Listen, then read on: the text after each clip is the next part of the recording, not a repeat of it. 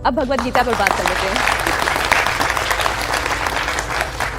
भगवत गीता मैंने शुरुआत में जो पढ़ा, कर्मण्यवाधिकारस्ते मा फलेषु कदाचन, कर्म करते जाओ, फल की इच्छा ना करो, ये इसका शब्दार्थ समझाता है।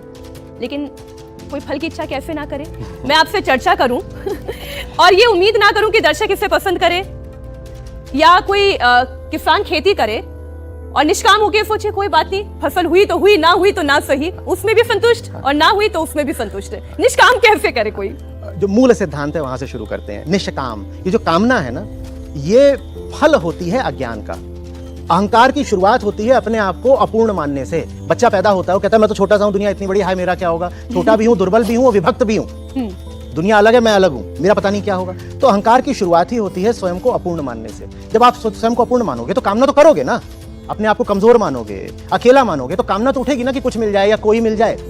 ये जो कामना है, इसकी पैदाइश ही अज्ञान में है, झूठे ज्ञान में है इस कामना की।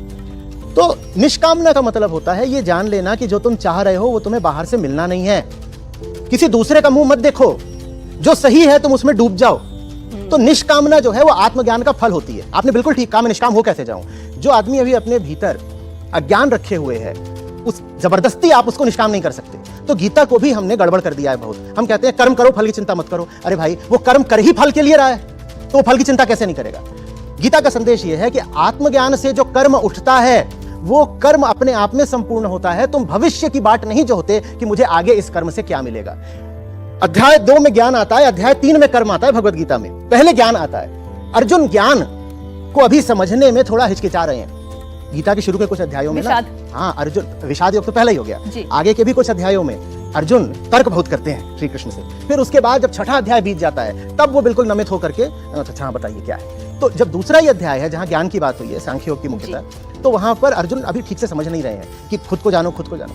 तो फिर आगे चल करके कृष्ण उनसे कहते हैं चलो तुमसे थोड़ी स्थूल बात करे लेते हैं। तो फिर कर्म तल पर उपदेश देते हैं। पर निष्काम आप तभी हो सकते हो जब केंद्र आत्मज्ञान का है। हमने ये अर्थ निकाल लिया है कि कुछ भी करो, फल की चिंता मत करो। ऐसा नहीं है, ऐसा नहीं है।